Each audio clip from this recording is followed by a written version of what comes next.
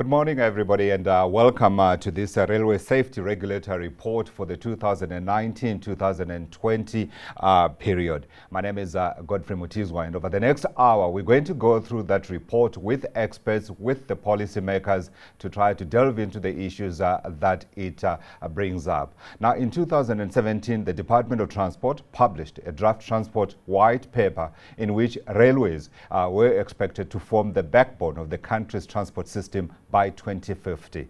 And in January this year, the Minister, Fikile Mbalula, outlined his strategic vision where he pledged to, quote, vertically integrate traffic policing to create a single chain of command and proclaim traffic policing as a 7-day, 24-hour job. Now, I raised that because today, as I said, we are presenting the 2019-2020 State of Railway Safety Report, which shows an 8% increase in the number of security-related incidents in the railways, costing billions of rand. It's like a headache that won't go away. And to steal a quote from that report, Acting CEO Tshepo Khare says, quote, there is need to increase security in the railways before they become defunct, end of quote. So what needs to be done? Please help me to welcome our first speaker.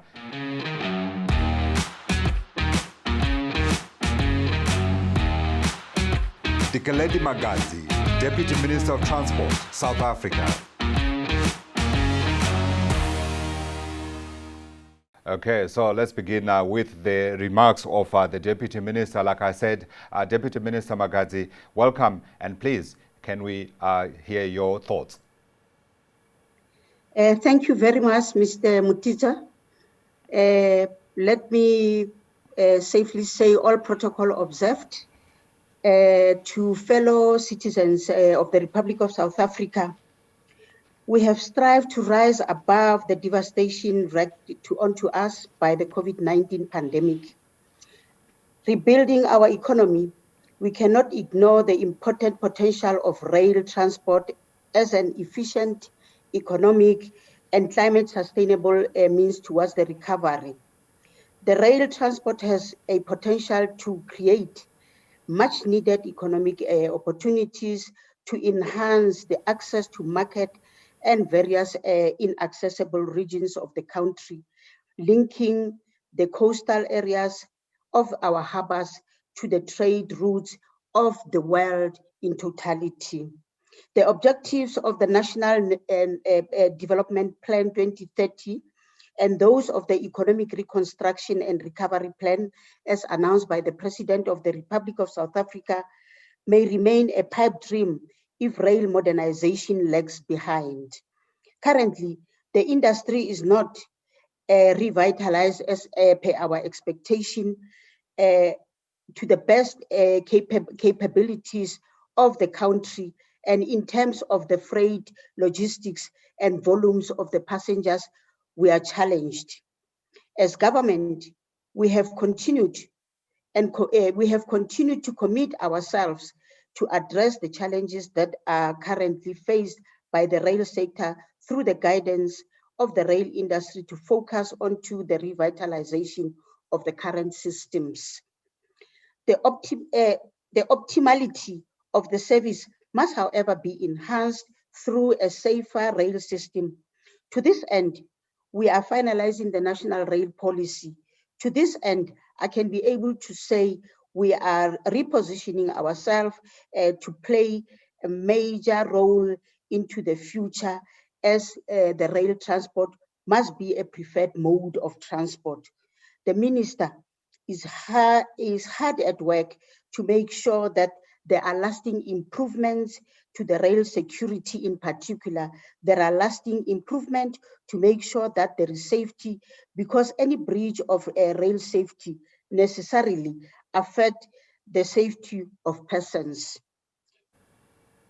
The reconfiguration of the security structure introduced by the minister and the Department of Transport will go a long way towards the resolution of the challenges in the railway sector. The Railway Safety Bill, as presented in Parliament, will provide the direction as to the adopt and build the new developmental path in the rail industry and to champion the future through a well-planned development program.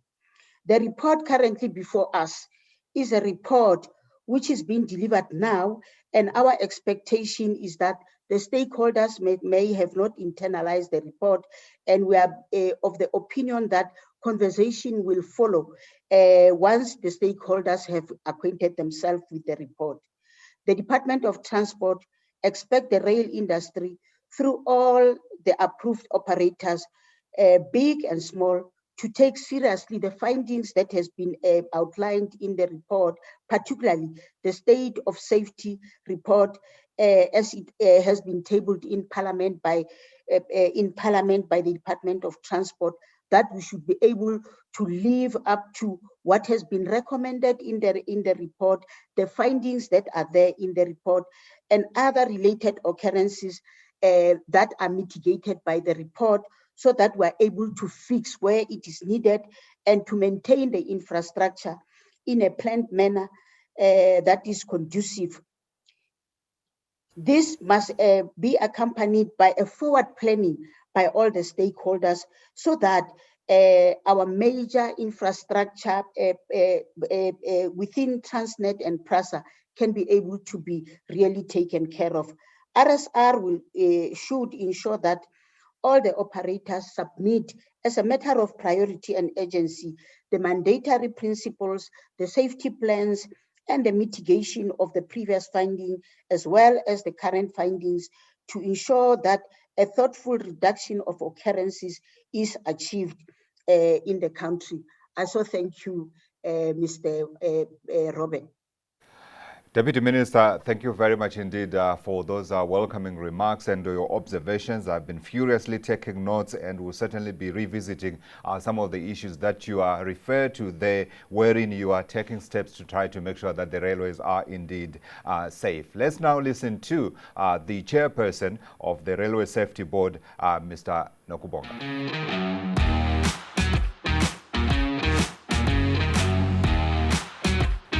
Boy Johannes Nobunga, Board Chairperson, Railway Safety Regulator.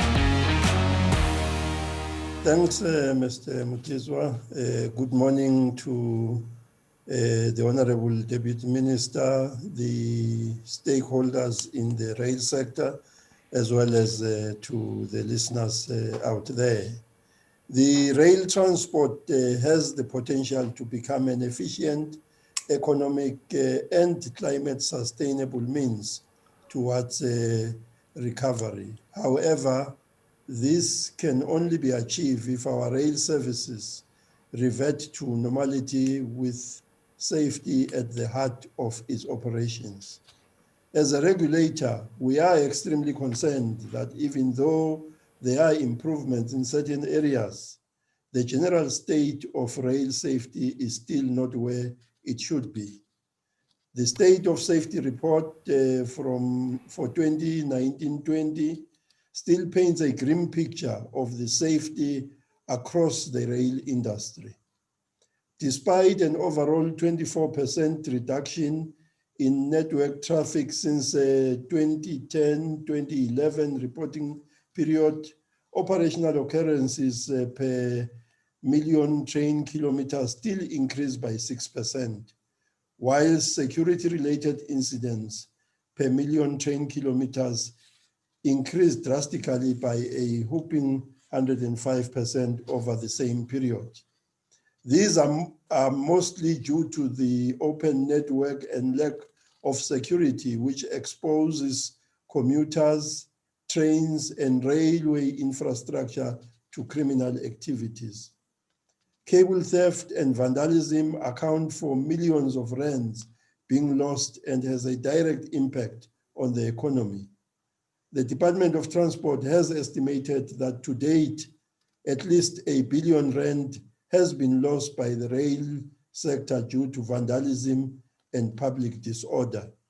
This is an unacceptable situation and has got an impact on the lives of many people and is crippling our economy.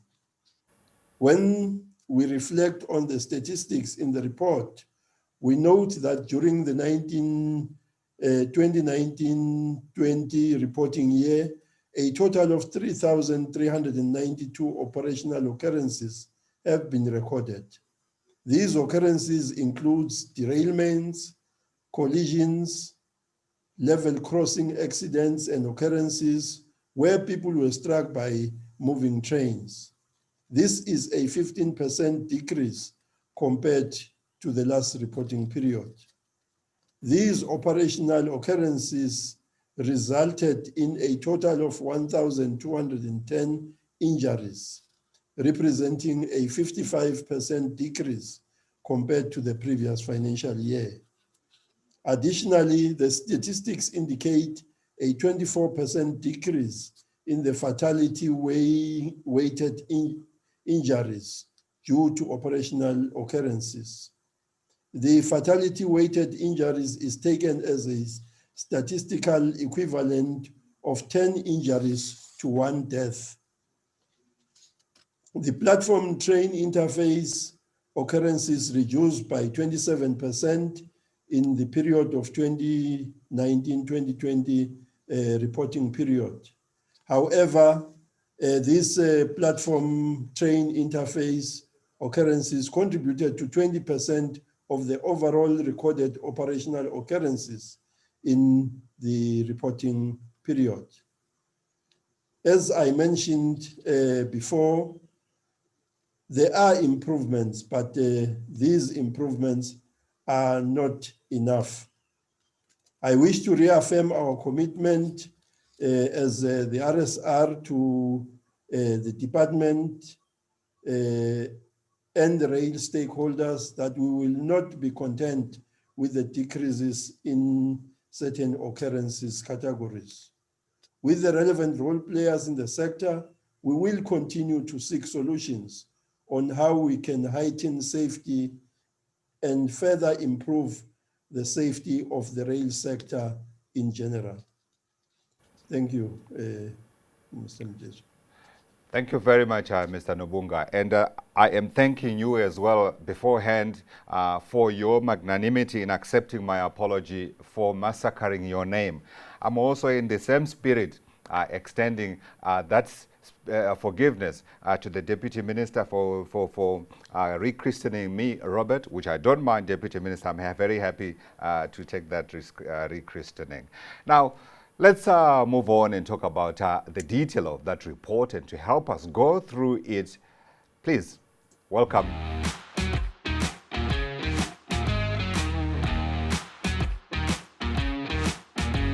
Nosipho Damasane, CEO, Prasa Rail. Tsepo Hare, Acting Chief Executive Officer, Railway Safety Regulator. William Dux, CEO, Gautrain Management Agency.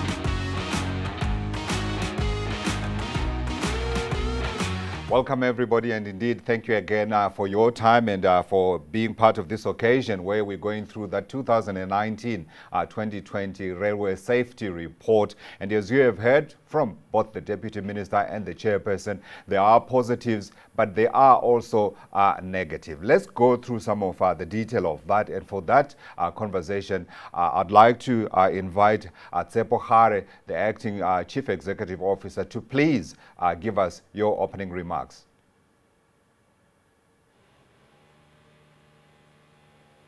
Good morning, Godfrey, and good morning to the viewers. Thank you very much for this opportunity. As we release the annual State of Safety report, while I think just to reiterate what both the chairperson of the RSR board as well as the Deputy Minister have said, is that while a year-on-year comparison shows a decrease in terms of the number of occurrences that we experience in the sector, there are, however, areas that remain of great concern to the regulator.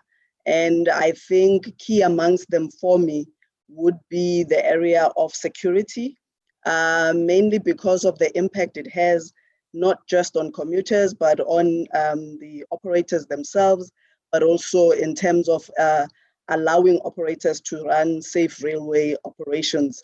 If you look at the statistics, you will see that we've seen an increase of about 8% in terms of security-related incidents. The majority of that actually is theft of assets. And we do know that the impact that the theft of assets would actually have on a network, just from an operational point of view, but also most importantly from a cost perspective. When you do consider that, I think our operators this year are battling with ensuring that they've got various regulations and protocols in place to deal with COVID.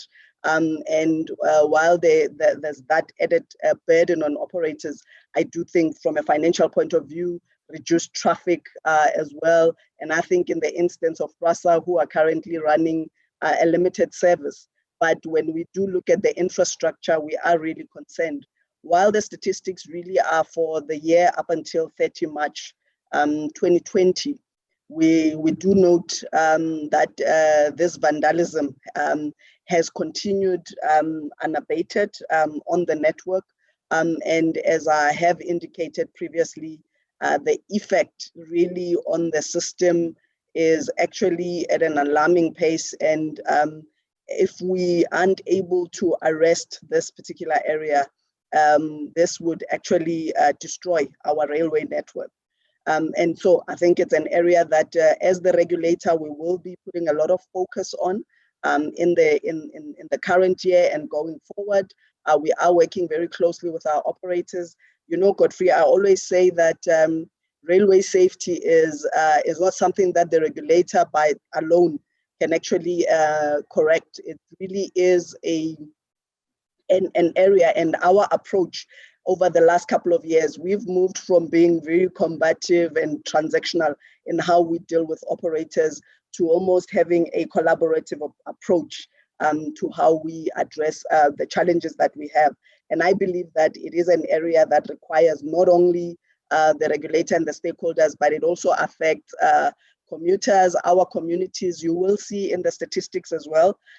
Again, while there is a decrease, but it does account for quite a significant portion of our fatalities, which is the area of railway reserves. We see people being struck by trains along the network, and that category we would actually associate it with the activities that you find along our reserves. Our reserves are not safe, are not protected, and that again is another area of concern for the regulator. The third area which concerns me, of course, over and above security and people stuck by train, is also the number of people who are struck without along the outside the demarcated areas within the station. So these are people crossing to get to platforms, but away from the designated areas. Again, the numbers there, while we see decreases, but the proportion that it represents in terms of the overall statistics, operational statistics, is really an area that we need to arrest. And we have seen some improvement, Godfrey, particularly in the area of collisions. When we released the report last year, we did highlight, again, similar to the way we are doing this year, highlighting security. Last year, we did highlight the area of signal past danger. This is where I think in layman terms, traffic lights where the train went past a red signal. So, and we then put a lot of focus on ensuring that operators do focus on that. And we have seen some improvement in terms of the number of collisions that you see in the CS statistics. So as I say, it's not all doom and gloom. There is some areas, pockets of improvement, but there is still a lot of work for us to do, both with the operators as well as with our communities. And our efforts seek to ensure that we bring everybody on board. We work with operators for operational security aspects, and we do a lot of awareness campaign to educate those who interact with the railway system in how they should interact with it. But I think we are also encouraged by seeing all the leadership. You know, I say that in order to effect change within the safety environment, it really is a leadership issue. Once you've got strong leadership within an institution that understands the importance of doing the business right, you also do get safety right. And there's a lot of, I see the recent stability that has been brought into PRASA, and I expect that will bring positive results with the new board and the appointment of various CEOs for business units. All of those, in my view, will actually assist us in effecting change within the system, Godfrey. A lot of work that you are doing there, Tsepo, no question about it. But I wanted to leave a question with you to consider, because I'm going to come back to you. I want to know if you need a bigger stick in terms of tackling the operators. And I also wanted the Deputy Minister to think about what perhaps ought to be done at the time phrase for the actions that we have seen, she said, are being tackled through the railway reform bill that's before Parliament, that's actually being considered now. But we're going to come back to that. Let's talk to the operators. And I'm going to go, first of all, to Nosipo. Nosipo?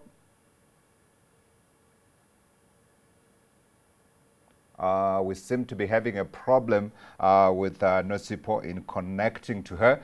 Okay. We're having technical issues with the electricity. No, you're there back? I am, thank you. Oh, Yes, ESCOM. What's wrong with you? ESCOM. Come in, Nosipo. I'm in Park Station. We're supposed to be launching 2 new corridors today for the long distance trains. I don't know if you can see me properly, but just some comments around the concern of the railway safety regulator around security in particular. I think I'll just stick to that subject that he started. We did get our safety permit for this current financial year, with security being a concern and a condition that we need to improve on. Tsepo has already spoken about the new appointments that have been sanctioned in PRASA and the focus on security and railway operations. And some of the things that we have done is, I think it's been common knowledge that we had security contracts that were cancelled without clear contingency plans. And we have now actually just, after losing those cases in court, we opted to actually insource our own physical security. So the first thing that we have done was to actually advertise 3,100 security officials to be appointed. We had 90% on that rollout plan. We also then, the minister actually launched an integrated program that involves SAPS, the NPA, Railway Police, as well as PRASA and Transnet, including the Gautrain, for us to actually look at how do we combat the crime that is happening. We also got some funding from DOT, from Treasury via DOT, to actually accommodate that we need to start securing the entire operation at PRASA, because what we were doing since July, since we've started on the 16 corridors that we operate, we have actually been just securing the places where we are operating. So what we have changed now is a philosophy. We're starting to implement a security program that will cover our entire network across the country. And then the other thing that we have moved into to help us with the physical security is actually to put in technologies. So we are out on tender as we speak for drones, for body cams. We have actually also collaborated with Denel to get some technology that can help us to actually detect, because I think the biggest thing here is to detect and arrest at the end of the day to get the country back on track. Where we CCTVs around all our stations, we're looking at our substations, technologies. So there is a whole lot of a plan that we've submitted and has been endorsed by the minister that we're working on to make sure that PRASA is secured. Because we have a simple philosophy for operating the railways at the moment, Godfrey, that says that if we're not secured, then we can't invest in those corridors, because it's a waste, because we will invest and then the thieves will come and actually just vandalize everything. So I think the concern that the RSR has is the same concern that we are addressing as PRASA at this point in time. And we are actually hell-bent that we are going to continue operating, because we are very much aware of the fact that we are servicing an industry that is in dire need of transport from our side, the poor people of our country, and that's what we are actually working on at the moment. Yeah, very quickly, Nosipo, I wanted to know the timeframes for the securing of the operation that you talked about. So effectively, to secure the entire network, we've given ourselves the next 6 months. So come 1st of April, when we start our new financial year, we should actually be having a lot of these happening. The other thing that I forgot to mention, which is very important, is that because of the porousness nature of our corridors, we are now going into walling technologies to actually wall those corridors and make sure that, because we have a problem with communities that actually come and stay illegally on the railway network. I think Tsepo mentioned the fact that we have a lot of people who get struck by the trains. It's because people actually in Cape Town, in Gauteng, to an extent in the Eastern Cape and KwaZulu-Natal, it's prominent, where people just come and create their own homes around the railway reserve. So we have different rollout corridor plans that are actually working on making sure that we wall our corridors and we put technologies of detection, which is a security combined with technology, to actually stop that happening. That program is already out on tender. We should be starting operating on it from the 1st of April. Our dates vary right up to the end of year 2022. Sounds exciting, no question about it. Let's go to William. William, I brought you up last because I figured you have the least problems, I mean, at least from just what we observe as commuters when we use the Gautrain. Yes, that's right. 2019 was a good year for the Gautrain. I think there's improvements always to be made, and in that year it related to making sure that the safety culture in the GMA, but also with our partners, Mbalula Operating Company, found its way through into operating procedures. But 2019 will always be known as the year before COVID. And I think the conversation's got to come back to how to re-establish rail as the preferred and mass mover of people. I'm so worried that people will choose to go back to road-based transport. And we know the evils of congestion and environmental harm. So this is a really, really important conversation we're having.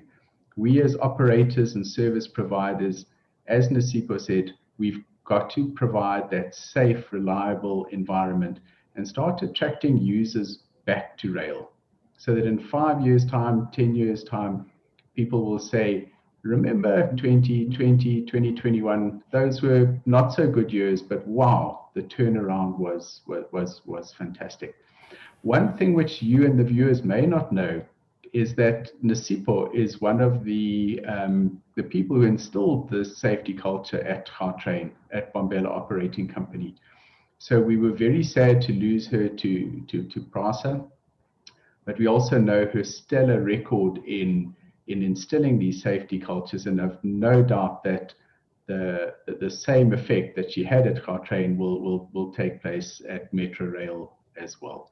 So it's not all doom and gloom. I think that we at Gautrain are still very proud of our safety record, no fatalities, 98-99% availability and punctuality, and we've got a lot to share. We welcome the RSR's very, very accommodating, working together type of attitude. I know Mbalula Operating Company also values that enormously. The relationships with PRASA are very good and solid. So I think that as a rail industry, we're ready to respond to these challenges. And as I said, not all doom and gloom. Absolutely, and that is to be appreciated without a shred of doubt. And I like what you say about using 2020 as perhaps that point where we can, perhaps when we refer to it in the future, we say that's where the paradigm shift occurred. It's a phrase I hate to use, but I think it is appropriate in this instance. Deputy Minister, I want to come back to you and talk to you, because all these actions that we are hearing, I am hearing that they appear to be coming back to the safety bill that you spoke about that's being tabled in Parliament. So I wanted to know the time frames for that, and also if you have any issues that you'd like to pick with the submissions that we have heard from the operators as well as from the regulator. Thank you very much. My apology, Godfrey, for renaming you the other name. I don't even want to mention it. But let me indicate that already Parliament is busy with the legislation. Our belief is that by end of financial year, probably it will be in the National Council of Provinces, and we believe that before the end of 2021, we should be having the bill with either with the president or us having to start implementing the bill. But I need to indicate that indeed there are several challenges that have been spoken to, particularly when you look at the statistics as indicated by the chairperson of Rail Safety Regulator, Mr. Nobunga. Yeah, it's a cause for concern. Because when you look at what really is happening with the fatalities that are there, there is an indication that we need to strengthen how we do our business. But I also need to indicate that our communities should also be our partners, because if people build in the rail reserves, if people disrespect the rail laws and can be able to cross where you're not supposed to cross and do any other thing that they believe is doable for them. That is why I'm saying it becomes very important that we should be able to start engaging with our communities, our stakeholders, so that we can be able to deal with some of these challenges, deal with the challenges of safety, deal with the challenges of security. It doesn't need us and the operators only, but it also needs the citizens of the Republic, so that we can be able to take care of the assets, particularly the infrastructure that we are all yearning to make sure that they become a very good infrastructure, focusing on how we can reconstruct and revitalize our economy.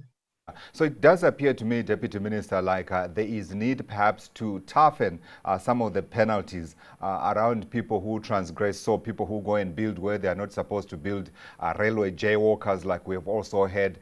Is that being addressed in the security bill, or do you believe that perhaps first you need to educate people before you begin to perhaps take a tougher approach? It's going concurrent, because we have to educate our communities the do's and don'ts, but at the same time we are legislating towards making sure that people can be able to comply with the rules, comply with the laws of the Republic of South Africa. But what becomes really, really important is for people to stop vandalizing. It is good for me to say that the Minister of State Security, Minister of Police, Minister of Transport, Minister of Justice have been together to working on how best can we make sure that we strengthen, in particular, the people who are found having vandalized. Most of them, they will get an easy bail and they can go back and continue doing the same thing. But now the ministers are saying we're putting systems in place of the railway police and making sure that the Department of Justice quickly execute those cases that are in front of them. But what becomes important is we need to make sure that when people get sentenced, they get sentenced for a longer period, and even those that are getting bail, because this is an economic issue that they are dealing with.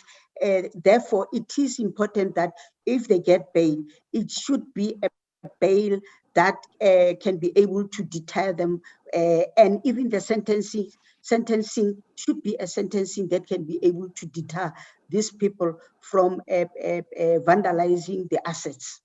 Absolutely. Deputy Minister, thank you for that submission. Mr. Nobunga, I want to come to you and I want to know, number one, first, if you think you need more powers in dealing with the operators. And then also, secondly, your thoughts on the safety bill that is before Parliament. Are there perhaps issues that are still sitting outside that you would wish go in before the bill is presented to the President after being, of course, approved by Parliament? Thanks. On the issue of the powers, one must indicate that you would always want to have more powers, but the powers on their own, without the support of other stakeholders, it doesn't assist you at the end of the process. I think what we need more is the issue of collaboration and being able to work as a team together with the other stakeholders, as opposed to us carrying a stick going around policing what the different stakeholders are doing. I think what we are having currently, if followed and implemented by the operators when we make interventions, I think can go a long way in ensuring that our rail sector becomes safer. Like the NOSIPO has indicated that they are taking steps in ensuring that they deal with the issue of security, particularly if we are going to be walling the corridors. That would be one positive step towards ensuring that you deal with the issue of people being struck by trains, you deal with the issue of infrastructure and vandalism. And if you deal with all of those are issues that are contributing greatly to the deteriorating state of safety in the sector itself. So it is important that we look at what we are having currently. Are we applying what we are having currently efficiently? And if we are applying it efficiently and we're not getting the desired results, it's then that we can say maybe the powers that we are having are not enough. And I think that kind of an approach would assist us greatly. On the issue of the safety bill, one must indicate that we would, of course, like to see other interventions put in place that would ensure that the rail sector becomes a greater contributor to economic development in the country, because when you, of course, talk about the issue of transportation, it's one issue that is at the heart of economic development. So I think it is going to be important that the coming into being of the economic regulator, when that is synergized with the role that we are playing as RSR, I think that, of course, would go a long way in ensuring that we make a meaningful contribution to economic development in the country.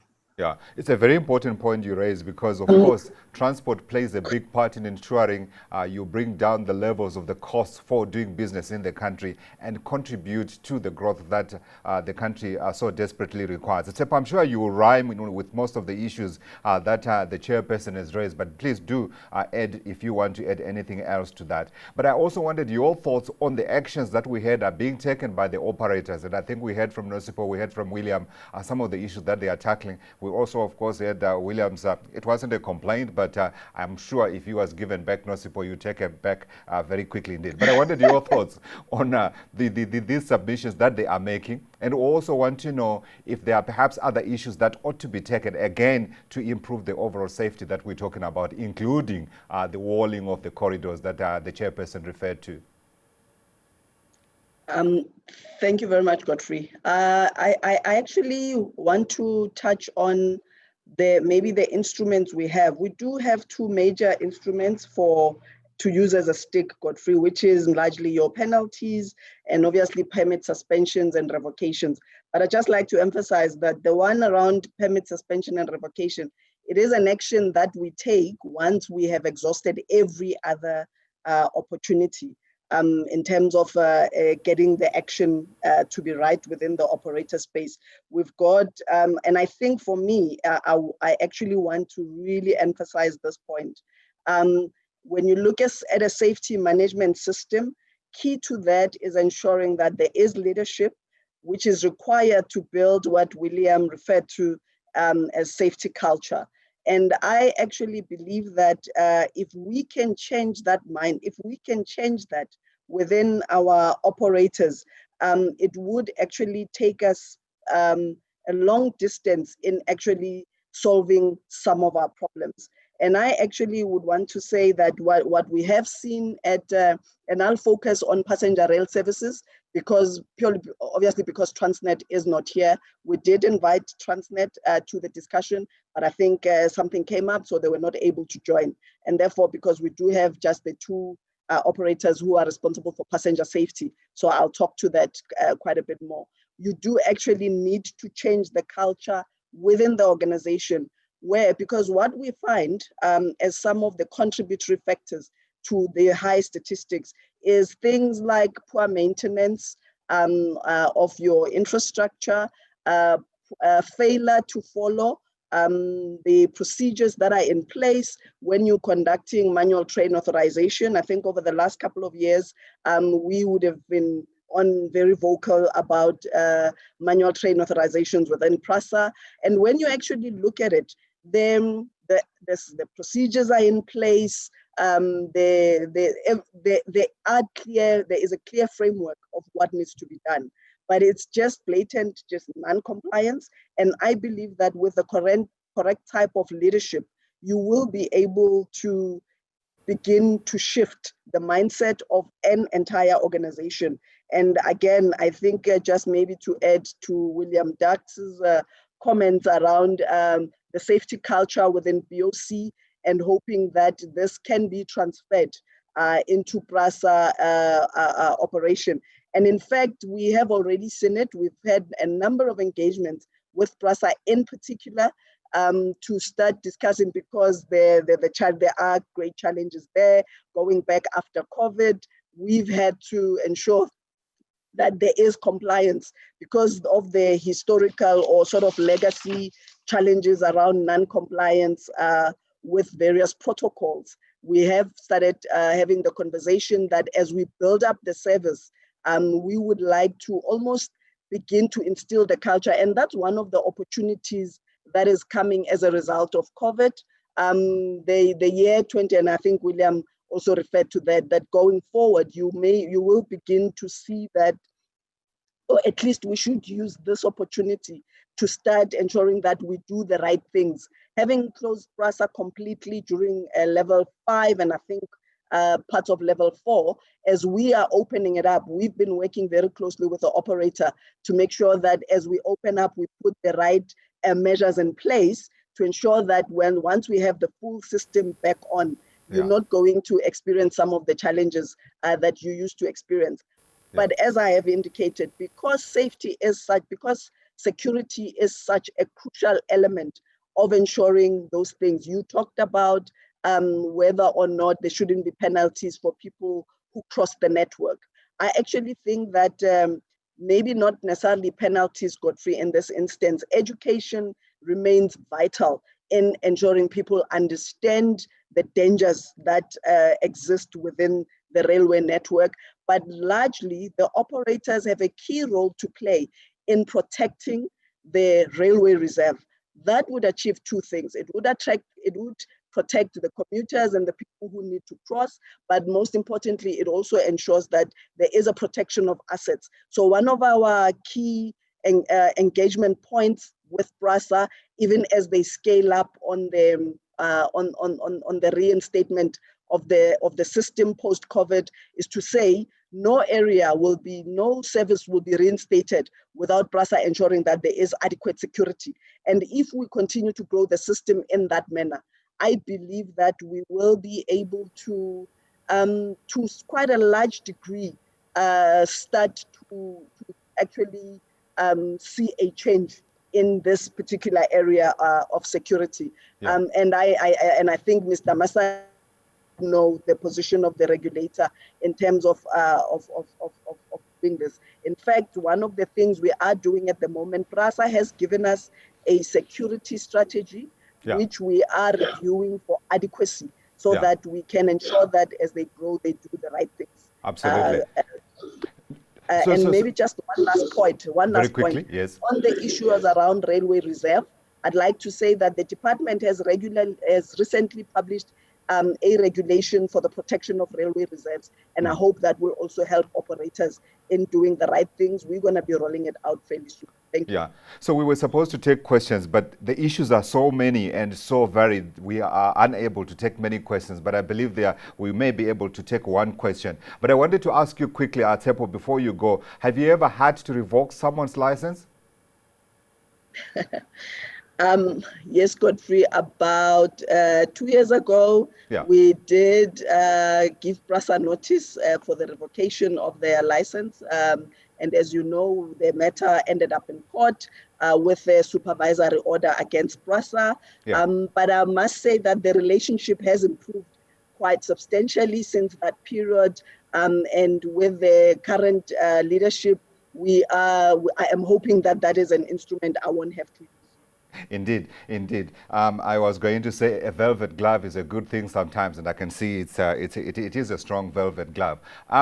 We're running out of time. Nosipo, I want to know if you want to go back to the how train. I'm joking. But I want to know from your perspective very quickly, if you can just sum up, because we've run out of time, your thoughts in terms of the actions that are required to bring PRASA up to speed. Because I still want Tsepo to talk a little bit about the findings and not the findings, but the recommendations, because that is for the future, isn't it? That is vital in terms of reviving PRASA. Nosipo, very quickly, I also hope you have power now. I think, Godfrey, we make means, women can improvise.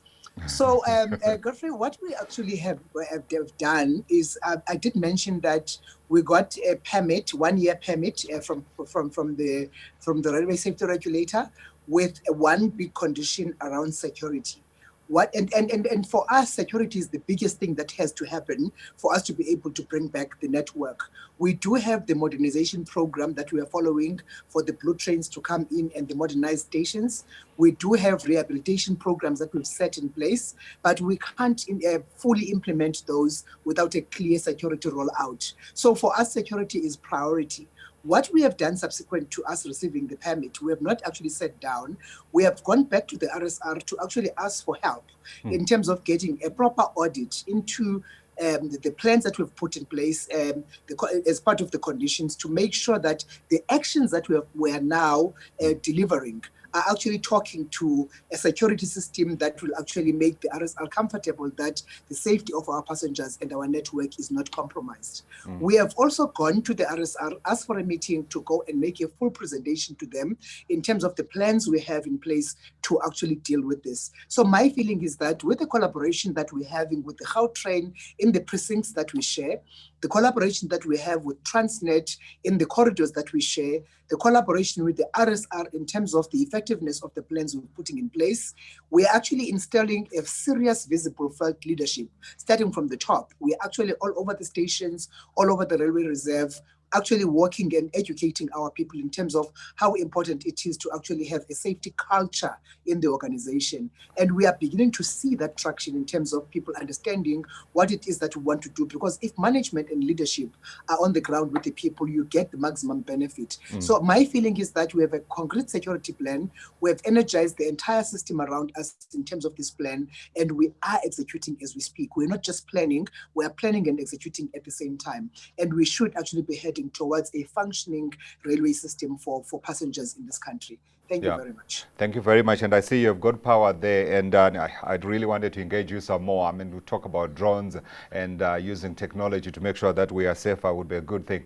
Let me quickly give William a little bit of time to talk about the benchmarks that you have set and whether you could transfer those, and to also look at the issue of whether perhaps the same level of resources that you're able to expend on security would be possible in an operation like, say, PRASA or Transnet, given they are more extensive operations. Would it still be cost effective to use those benchmarks in the other operations? We are really blessed at Gautrain with a system that's relatively new. I think we've been operating for 10 years now. PRASA's got to deal with some assets that are older than me, and I'm not going to disclose my age now. So it's unfair to do any sort of comparisons between Gautrain and PRASA. The challenges are completely different. I think the key, though, is, and Nosipo's touched on this, is having the people, the processes, and the resources. And if we as a country can make sure that PRASA and Gautrain, and again, we have been blessed with the resources and the people and our processes are sound, but if we can put those three elements together for rail holistically, I think that we'll have the magic recipe, and we'll succeed. And then the RSR will start producing reports that say, we've seen an improvement in the safety culture, we've seen an improvement or a reduction in the number of security incidents. And then the virtuous circle starts, because then people will say, I'm going to travel by train. It's safe again. I feel safe on it. And that's how the turnaround starts. It's not by a magic transfer of some technology from Gautrain to PRASA or PRASA to Gautrain. It's building up as an industry this culture. As I said at the beginning, I'm very positive about how that will happen over the next few years. And we at Gautrain are very, very proud to be part of it. We really are. Honestly, I have to apologize to all the people who are watching because we are unable to take any questions. We have run out of time, and I'm just going to give Tsepo an opportunity here to wrap up things for us in terms of just looking forward and how we can hope for a better PRASA operation, as well as, of course, Transnet unfortunately wasn't able to join us, as she said, the other operations as well. Tsepo? Thank you very much, Godfrey. I think maybe just as we wrap up, I'll just focus on the things we ought to be doing going forward. And again, I can't emphasize it more. Security really is an issue. And in this instance, what we are also looking at or encouraged by is the fact that there seems to be the PRASA strategy on security looks to rapid rail police. I think that requires strengthening in terms of capacity and focus to make sure, and as the minister, I think you quoted the minister earlier, having said that we need police who are there at all times to protect the entire network, including Gautrain, Transnet, and of course, PRASA. So going forward, it is an area that we are encouraged that there's some work going on with the support of the department and the various ministries like intelligence. And you need the intelligence, Godfrey, so that we are able to predict and understand where to deploy over time. We have a risk-based approach, and obviously once we do know where the risks lie, we are able to, and I think operators will be in a better position to ensure that their resources are dedicated to those difficult areas. The second one really is around the safety culture. Again, I can't overemphasize the role of leadership in ensuring that the procedures are sound, as William has said, but most importantly in ensuring that they are actually adhered to, which is something we've battled with over the years. So ensuring that there is compliance. We receive what we call annual safety improvement plans from the various operators, which identify their risks and how they're going to mitigate that. So we continue to put a lot of focus on ensuring that operators do actually do the things that they said they're going to do. The aspect of infrastructure, again, I have seen in PRASA that with the recent appointment of a CEO for PRASA Tech, we have been getting plans and updates on how we're going to reinstate the service. But maybe as William has said earlier, there is nothing, in order for us to restore confidence in the system post-COVID, it is important that we demonstrate that rail is safe, it can be safe, and it would get people to where they need to go as one of the backbones of the South African economy. Thank you very much. Thank you very much, Sepo. You are saying let's make this a line in the sand that we can refer to in the future as having been the turning point at which everything changed. It remains for me to thank our Deputy Minister of Transport, Fikile Mbalula. Deputy, thank you for joining us. We also had, of course, the chairperson of the RISR, our boy Johannes Nobunga. Thank you, sir, for being with us. Nosipo Tamasane, she's got power now, so hopefully she will launch those things that she was talking about. Thank you, ma'am, for joining us, and Sepo, who has just been giving you the closing remarks. Thank you for being with us today. And that's all we have time for. Thank you for joining us. To all of you who are watching us, I'm sorry again that we're unable to take in your questions, but next time we will. Thank you for joining us. Bye for now.